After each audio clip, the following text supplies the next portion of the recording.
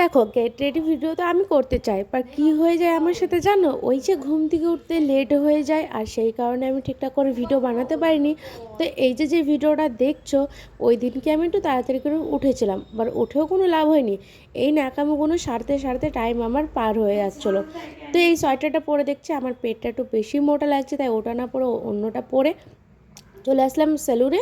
আর এসে দেখো নিজের টুকিটাকি কাজগুলো সেরে নিতে শুরু করে দিয়েছি।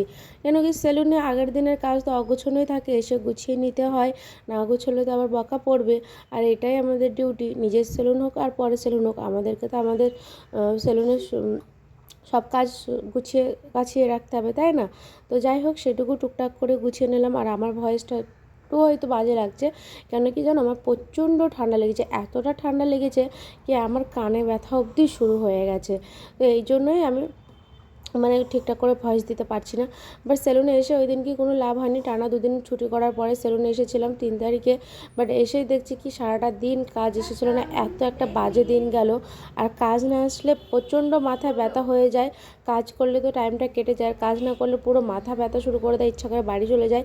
তো যাই হোক, বাড়ি যাওয়ার টাইম এগিয়ে আসছে, তো বাড়ি যাচ্ছে, রাস্তাতে এইভাবে ভূতের মতন বেরোনো যাবে না, তাই নিজেকে একটু ঠিকঠাক করে নিলাম, একটু ক্রিম ট্রিম লাগিয়ে চুল টুল আঁচড়িয়ে নিয়ে একটু লিপস্টিক লাগিয়ে নিলাম।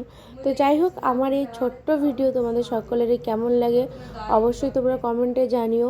আমি রেগুলার তো ভিডিও শেয়ার করতে পারছি না, কেন কি ওই যে বড্ড আমার কাছে টাইমের অভাব, আর এডিট করতে পারি না টাইম মতন ভিডিও।